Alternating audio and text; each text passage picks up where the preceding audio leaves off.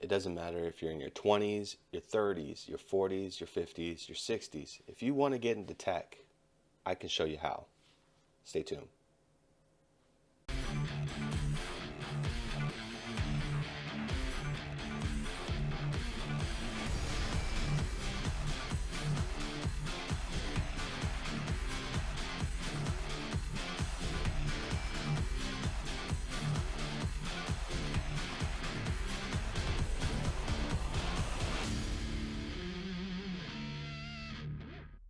Hey, thanks so much for joining the channel where we learn today for a better tomorrow. I am your host, your journeyman, Sage Clements, and today we're going to talk about all things IT, or specifically, rather, how to break into IT.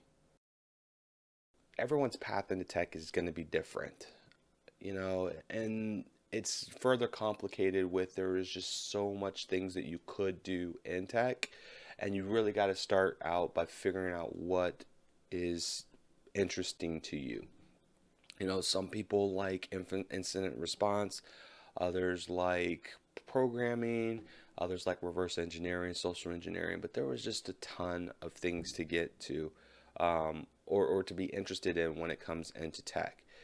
One of the things that I always recommend to those that I mentor about breaking into the field is that start by finding out, what kind of jobs are out there. The easiest way to do that is just to go to some of the job posting sites and just have a look around, like on Indeed, or Monster.com, and just get a feel of what it is that the different types of jobs that are actually out there. Try not to take too much stock into the experience level, because right now we're just trying to figure out if this is something that would be interesting for you. Pay attention to some of the certifications that they're asking for and just take a note of that. Once you have like a couple of them at hand that you're interested in exploring, take those topics and search on YouTube or Twitch for those types of jobs. And there's a lot of content creators that will give you like a day in the life of those particular positions, and those will kind of help guide you into seeing if that's something that you would indeed be interested in. You could, put in pen testers, day in the life of a pen tester, day in the life of a risk manager, day in the life of a digital forensics or information security analyst, a SOC 2 analyst, and they'll give you some great insights into what it is that what they go through, and that's definitely where I will start. Now, let's just say that you have a job already for a corporation or enterprise. Most of those corporations are going to have their own IT departments, and one thing that I often see that's overlooked, with those that I mentor, is like they on the job training or shadowing, is something that's very, very impactful, right? If you go to the IT folks and say, hey, I'm interested in seeing what you do and seeing if this is something that I want to do for as a career change, would you mind if I sat a couple hours per month to see what you do and pick your brain at it? It's phenomenal, for a couple of reasons. One, it shows initiative that you are interested in. Um, you're interested in moving up the ladder in the company, but maybe in a different direction that you're in. Because a lot of times you'll find that when you enter a company, it's at an entry level position, and 4 or 5 years later, you're still in that position without a way out, per se. And that feeling can be detrimental. By showing initiative in job shadowing, it gives you a good opportunity to network, with the IT people. And it shows initiative that you're interested in helping the company get stronger in areas. Companies actually see that the internal folks that have the drive to do something in their environment, as more valuable than bringing somebody off of the streets. Um, so don't overlook those opportunities. Get your manager involved and say, hey, I would like to set up a development plan so that I could potentially position into this in the next 6 to 12 months. And make sure that you put that timeline in there for you, and so that way it keeps both your manager and yourself accountable. I think creating a roadmap is also something that's very important. I think that this is a lost art. This really helped me transition to different levels, by one, holding myself accountable, but by two, putting it on paper so that my manager knows that, hey, this is something that I want to get into. Like dovetailing into the last conversation of the networking with the IT department, this is where I want to be in the next 12 to 24 months, and this is the steps that I'm going to need to get there. It's also an opportunity for you to lay down your current skills and also the skills that you need to have. And then as you're going through month to month, knocking down those objectives, you can just say, hey, this is what I'm doing to get to that next level. Um, and what kind of things that can I do in the interim? I'm thinking about in the next couple of months of developing a template that can help with the road mapping. If that is definitely something that you're interested in, go ahead and drop a comment in the video here. And if there's enough people with interest in it, I'll definitely create that one, or at least give a template of what I typically use in that particular situation. Now, one of the things that I wanted to show you guys is that when you're creating your roadmap, one of the things that you want to make sure that you have is not just milestones, but some, how do I say, you kind of want to have a goal in mind, like an end goal in mind. And a lot of times that results, your end goal is either I'm going to get this certification or I'm going to get this job here. I want to focus on the former of the two, the certifications one, because there's a great tool that I like to utilize when creating my milestones for the different tech fields. So I'm going to go ahead and switch my screens real quick here, and we're going to go ahead and take a look at, well, that is definitely not the right screen. There we go. So this is my website, www.sageknowsit.com. Please, if you have some time, please make sure that you bookmark this, because I all of my resources I try to put up on here. But one of the things I wanted to show you is if you go to the website and you go down to infographics, I actually posted the security certification roadmap, which actually is a great tool for you to be able to kind of game plan where you want to be in the next couple of months. So let me see if I can blow this thing up here. Yeah, I'll blow it up a little bit further here so that you can see it. I guess it would help if I hit the right. Okay, so it looks like it's not going to want to work with me. Let me see if I can zoom in a little bit further. There we go. All right, so this is the security certification progression map. This thing is it's updated pretty regularly. It looks like the last time it was updated was in October 2020. But this gives you a great overview of the different types of certifications that you would want to ascertain in the particular area. So let me go ahead and just break it down for you real quick as to what these are. So I'm going to go from left to right, so green to red section here. So the communication and networking security, this is going to be more in line with your traditional networking, computer networking, switches, routers, network administrators kind of thing. And your foundation is going to be this very bottom section here. So people who are interested in getting in this particular field, you're going to want to look at your CompTIA Net Plus, your CCSA types of certifications as your kind of foundational ones. And then, from here, it looks like, the top tier here, you got your CCNA, which I believe is somewhere around here. Yep, your CCNA is right here.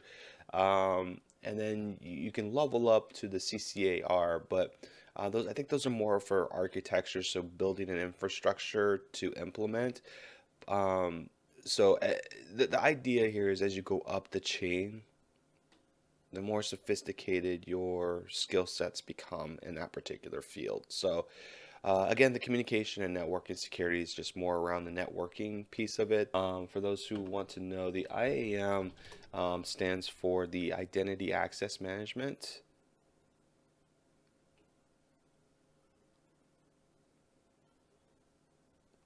Yep, Identity Access Management.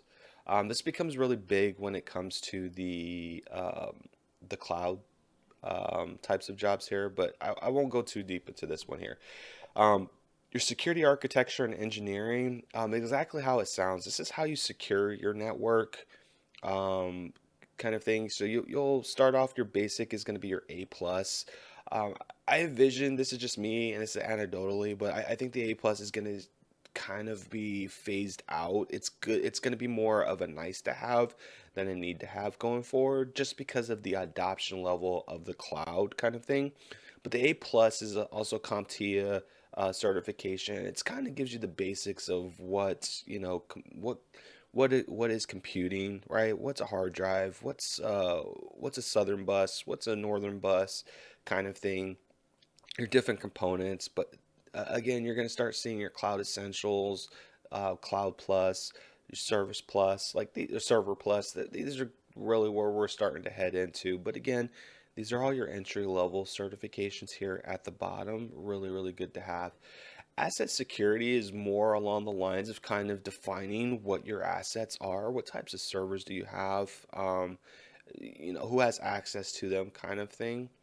Your security and risk management, this is more, this black section here is more in line for risk managers. So think of that uh, here, like you're going to have your project plus and your sec plus should be somewhere here. I'd recommend the sec plus, to be honest with you, because that's really the basic level um, of this particular field here. Um, but as you grow up the chain, you're gonna want to start looking at the ITIL and the CISSP. Um, these are, as you can see, it's kind of the CISSP kind of just spans over all of the domains here.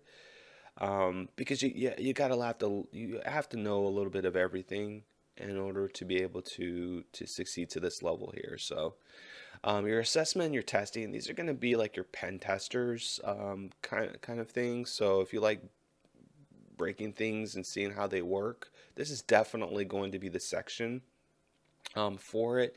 Don't be discouraged by how small it is in comparison to the other ones here. But the just keep in mind like the cybersecurity or the CISA plus. This is a CompTIA certification. This is a really valuable one right here. I recommend looking into if this is something that you're interested in. Um, and then your security operations. This is going to be like your SOC analyst, your incident responders, your forensics types of things. Also, it will have a heavier degree on penetration testing. Um, so yeah, like let me go back a little bit. Your software dev security, the small section here, I envision actually this growing. This is more in line of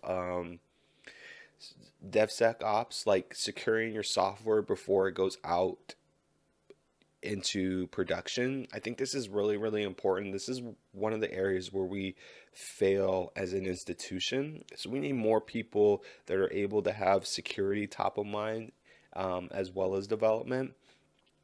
So this is going I envision that this is going to be very big going forward just because we're developing apps online now. That's kind of the case where we're going. So this is definitely going to be something that's big of mine.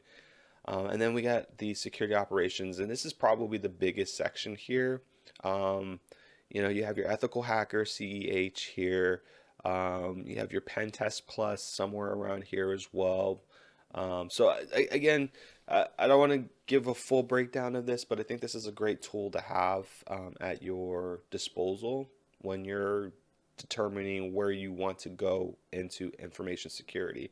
So a good tool to have. Again, you can find that by going to my website, sageknowsit.com, go to the resources, infographics, and then clicking on the security certification roadmap. So I hope that one helps you tremendously. So moving forward, the last section that I wanted to cover with you guys was building your brand.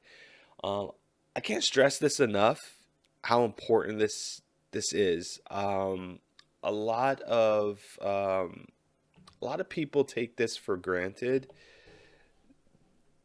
and I'll be honest with you. Growing up in the era that I did, I also took this for granted. I came from an era where it was frowned upon leaving a job, you know, before you hit the 5 year mark.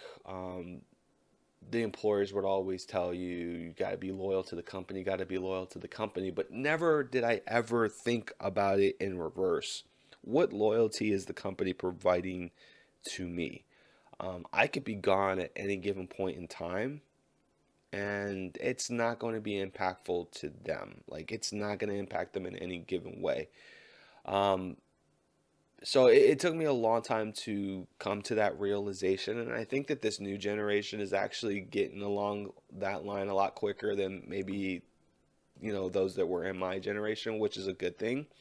But you've got to build your brand, because your skills are not just transferable, but that they bring the value, the experience that the company needs to get to that next level.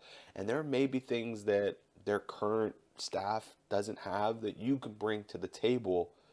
Um, or you eventually may say, hey, I got enough experience that I want to I want to create my own job doing something like this. I want to be my own boss. And that's definitely a conversation, a deeper conversation for something completely different, or for a different time rather. But I want to show you how you start to build your brand, especially in the context of you want to get better, or you want to jump into IT. Um, so I'm going to go ahead and share my screen again here, and hopefully I don't mess it up this time around. And we're going to go to, we're going to create what we call a SWOT analysis. So a SWOT analysis, just as simple as terms, is it's a chart that serves the purpose of identifying what your strengths, what your weaknesses are, what your opportunities are, and what your threats are. And the idea is to bring your weaknesses and your threats and shift them to the left over to either strengths or opportunities. So the way that I always see it is threats turns into opportunities, opportunities turns maybe into weaknesses or strengths, and weaknesses turns into strengths or opportunities. So ideally we want to shift everything over to strengths, but one thing at a time. So strengths, let's just talk about it. It's exactly how it sounds. What exactly is it that you are good at? Um, are you good at, um, you might be good at programming, right? Um, you may be good at, you know, uh, you may be good at math. You may be good at reading contracts. You may be good at sales. Those are the things that you want to kind of put into that particular field right there. Okay. Your weaknesses, these are things that you clearly are not strong at, that you intend to get better at. So, like for instance, you may be good at programming, but maybe not so good at Python, or maybe not good at reverse engineering, right?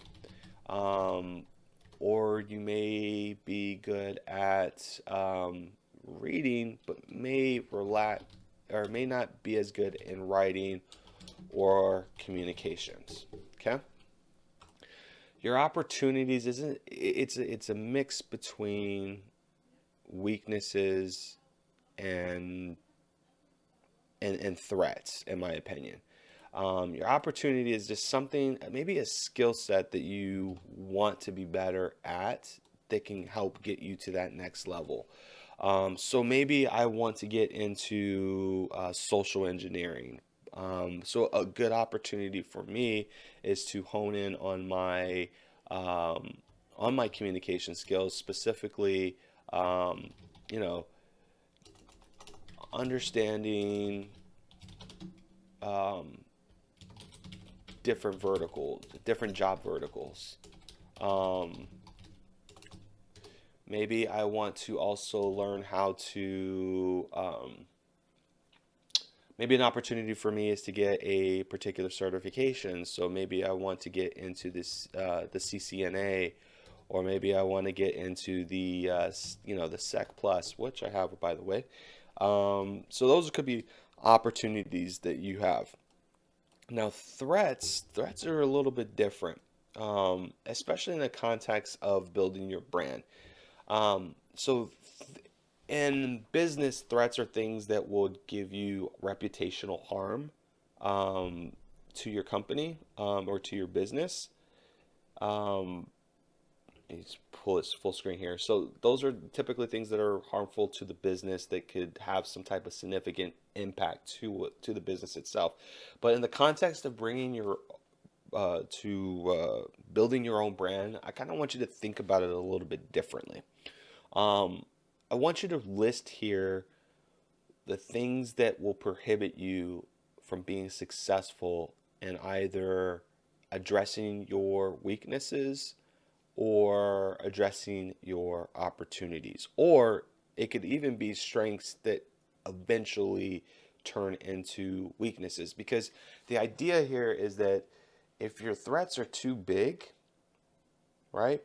If your threats are too big, then you're not going to be successful enough, right? If they bog your time, then they're not going to be you're not going to be successful. So I'm going to go ahead and list a couple of here, just things at random. These are not by any means, I'm not saying that I'm poor in these areas, but just some things that might come to mind for you. So one that I often see when I'm speaking to mentors is time management. How effectively are you managing your time? Because if you're not managing your time, you're not going to be successful at all. Maybe you have um, too many activities going on, you go out too much, um, or you work from sundown to sunset, and you're completely tired. These are some things that can be threats to progress. Okay. Let's just we'll do one more for sake. Let's say that a threat maybe financial. Right? It's possible that let me take this out here and draw these down below. But um, I just noticed that I wasn't sharing my screen there, so there we go. Yeah, so financially, you may be living paycheck to paycheck, and that can have a significant impact on being able to be successful, right? So how do you address those aspects of it? Let's take them one at a time, right? Time management is probably the simplest thing to work on, but in the grand scheme of things, it may seem like it's difficult. But time management is just simply being able to breaking tasks out into smaller tasks and just documenting it as you go on. So that could be a strategy that you use to improve that threat. Too many activities, it's simply put, if you've got too many activities that you're doing, you need to set time around to improving your skills, maybe weighing down on one of them. If you're in basketball and you're in football and you're in swimming, well, maybe we take basketball off and use that time to put into our focus and into our studies. So think of that as something financially. I know this one could be tough, um, especially in our current environment. But maybe thinking of different ways that you could potentially um, Passive income. Yeah, let's start there. Like passive income is probably the easiest solve for something like this. And it may not, and passive income, just for those who don't know, passive income is when you are generating revenue without having to do too much. You can basically sit back and relax while things are coming into your favor. So one of the examples that I like to use is blogs. There are tons and tons of people who may not have the expertise that you have, whether it's in IT, whether it's in programming, whether it's in arts and crafts or whatnot. And they're constantly looking for ways that they can improve those particular skill sets. So find a niche that you're good at, create a blog around it, put some affiliate marketing right behind that so that when they're visiting your blog, they see your affiliate marketing or you're recommending products that can help them. And that's additional revenue that can come in that you can use that revenue to help supplement your learning or getting you to that next level. So those are some opportunities that you can do yourself. Grow a following on YouTube, right? The threshold to monetize videos on YouTube is very low now, right? You only have to have 1,000 followers, right? Carve yourself a niche or a niche, however you want to say it. Carve yourself a niche or a niche and go for it. Attack it. Put a plan in to get together where you're publishing a video a week on certain topics on something that you're passionate about to get that 1,000 followers. 400 or I think it's 500 hours or 400 hours of watch time. It's pretty. It's not as difficult as it sounds to get. You just have to be able to create something that's niche enough that everyone is looking for, and then just promote the heck out of it. If you're interested in some strategies around that, go ahead and put a comment in there in the video down below, and I'd be more than happy to create something for you on that. And if you don't think it's possible, just keep this in mind. At the beginning of this year, my channel only had 200 followers and less than 50 hours of watch time total. I was able to get this video or this channel monetized within 6 months when I was going through my IT stuff. So it is possible. You just have to have the grind, the determination. And once you do that, you move things to the left. You move your threats to your opportunities to your weaknesses, and then those weaknesses become your strengths. And that's the idea. That's what I mean by building your brand. When you get everything that you need into opportunities, into strengths, you become a better person. Now, I know I spent a little more time on the SWOT analysis than I intended to, but there are other things that you can do as well besides the SWOT analysis and the blogs. One thing that I always recommend is creating a portfolio or a project.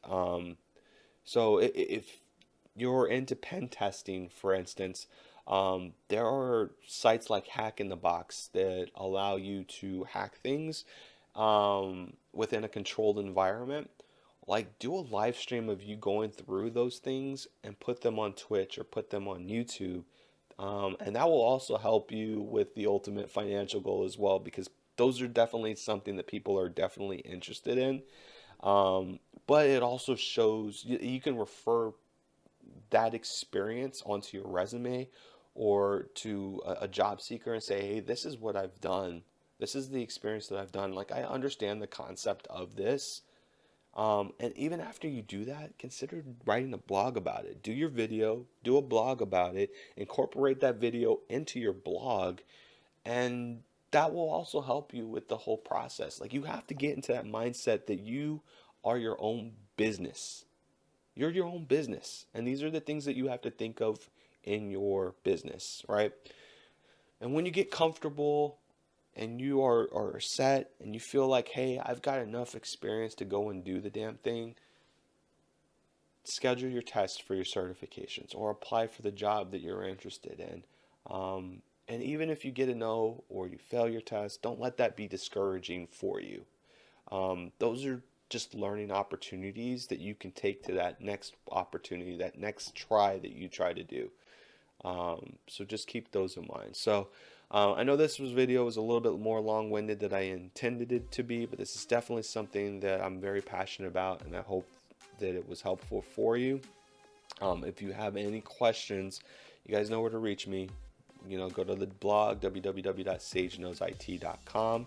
I'll have all my credentials there. Actually, I'll just throw them all on the screen right there so that you can actually see them.